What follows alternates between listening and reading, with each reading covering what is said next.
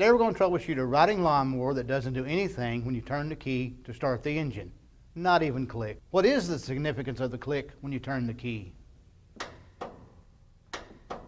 When you hear the click, you know the starter solenoid coil is getting power from the battery through the ignition switch. If you don't hear that click, either the starter solenoid has failed or the starter solenoid coil isn't getting power.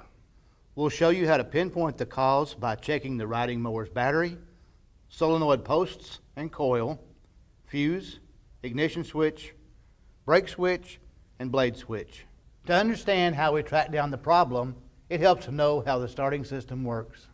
The positive red battery cable connects to one of the two large terminal posts on the starter solenoid. The black wire connected to the other large terminal on the starter solenoid carries power to the starter motor to start the engine. A small red wire branches off the red solenoid terminal post to carry power through the ignition switch to the coil at the bottom of the starter solenoid. When you turn the key to the start position, the ignition switch sends power through the white wire and energizes the coil inside the solenoid. The coil closes an internal contact to send power from the red battery cable to the black wire, which powers the starter motor to spin the engine. So, what could go wrong with the starting system? Well, a dead battery won't power up the starter system and could prevent the solenoid coil from clicking. To check the battery, we'll use a multimeter to measure DC voltage across the battery terminals. With the multimeter set to measure DC voltage, touch the red multimeter probe to the positive or red battery terminal and the black meter probe to the negative or black battery terminal. If the battery is good, it measures more than 12 volts DC. If it measures less than 12 volts, the battery is weak or dead and you've likely found the problem. A weak or dead battery won't power the starter solenoid coil. If the battery is okay, that means power is getting to the red battery cable, but is voltage getting through the red battery cable to the red terminal post? To check that, let's measure voltage at the red terminal post. With the multimeter set to measure DC voltage, touch the red meter probe to the red post on the starter solenoid and the black meter probe to the negative terminal on the battery. It should measure more than 12 volts. If it measures less than 12 volts, check the battery terminals and cable leads for corrosion. Clean corrosion off the battery terminals and battery cable leads with a wire brush. Corrosion can prevent the red solenoid post from getting power. Recheck the voltage. If it still doesn't measure more than 12 volts at the red post, replace the red battery cable. So, let's get back to troubleshooting the starting system.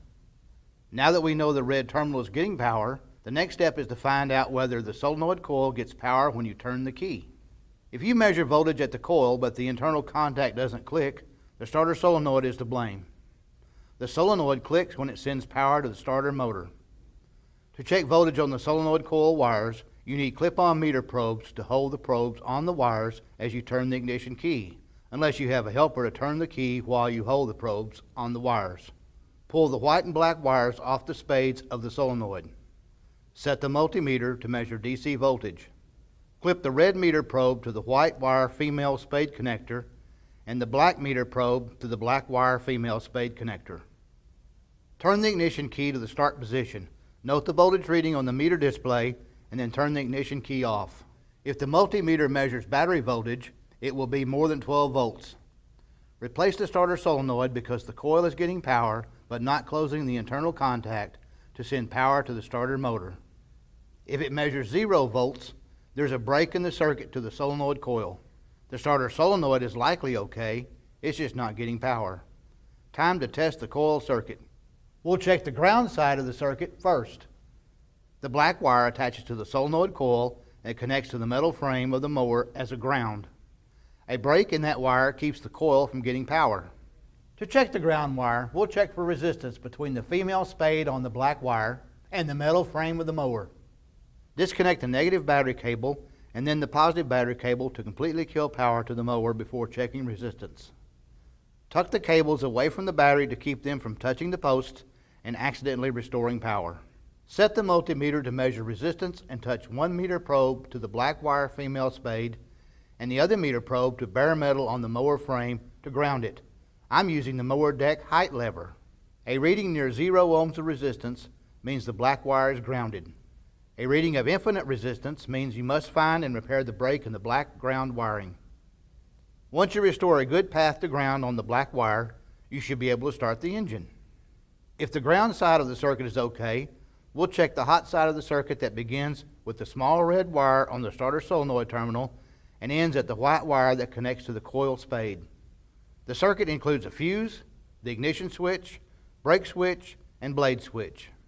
First, we'll check for a blown fuse because you can usually see a blown fuse just by looking at it. The fuse in this mower is right here next to the starter solenoid, but we need to pull out the battery and battery box to access the fuse. Move the zip tie over and pull the fuse from the holder. If you find the fuse element broken like this, replace the fuse because it's definitely blown. If you're unsure whether the fuse is blown, check for continuity through the fuse with your multimeter. Place 1 meter probe on each of the fuse leads to measure resistance through the fuse. You should measure near 0 ohms of resistance through the fuse. If you measure infinite resistance, replace the fuse because it's blown. Keep in mind the fuse blew because of a short in a component or wiring.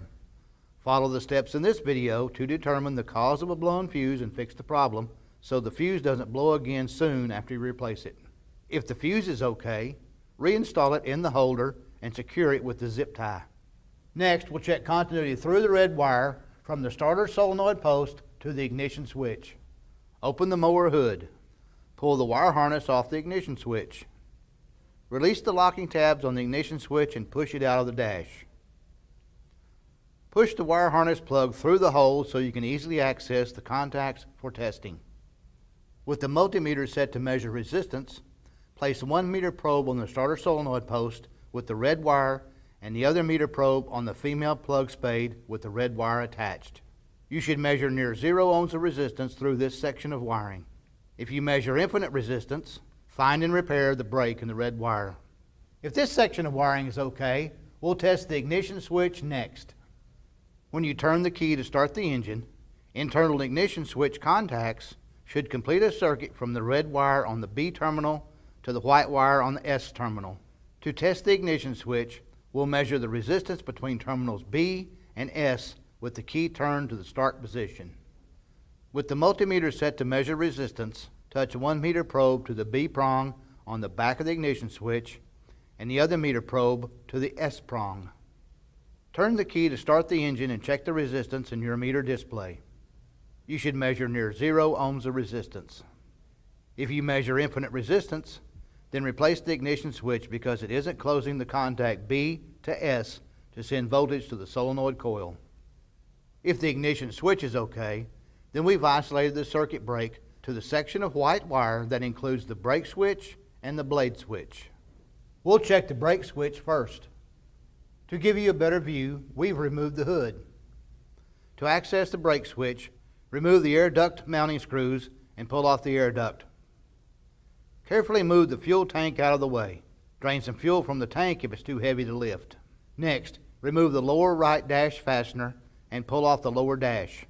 Now you can get to the brake switch for testing. Note the prongs that the white wires connect to, because those are the prongs that we'll check resistance through to determine whether the brake switch is okay. Pull the wire harness off the brake switch.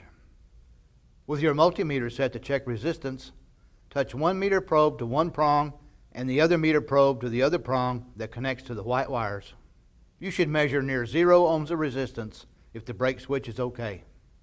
If you measure infinite resistance, replace the brake switch because it's broken. If the brake switch is okay, we'll check the blade switch. Remove the clutch lever assembly mounting screws and pull the assembly down slightly to access the blade switch. Note the prongs that the white wires connect to and then disconnect the wire harness from the blade switch. With your multimeter set to check resistance, touch the meter probes to the prongs that the white wire connected to. The multimeter should show near 0 ohms of resistance if the blade switch is okay. If it measures infinite resistance, replace the blade switch because it's broken. If the blade switch is okay, then there's a break in the white wire between the ignition switch and the solenoid coil that's preventing the coil from getting power. Find and repair the wiring break. Now that you've got through all of our troubleshooting tips, you should be able to start your mower. Now you can get to the real work of mowing your lawn. I hope this video helped you out today. You can find links to the parts we talked about in the video description below.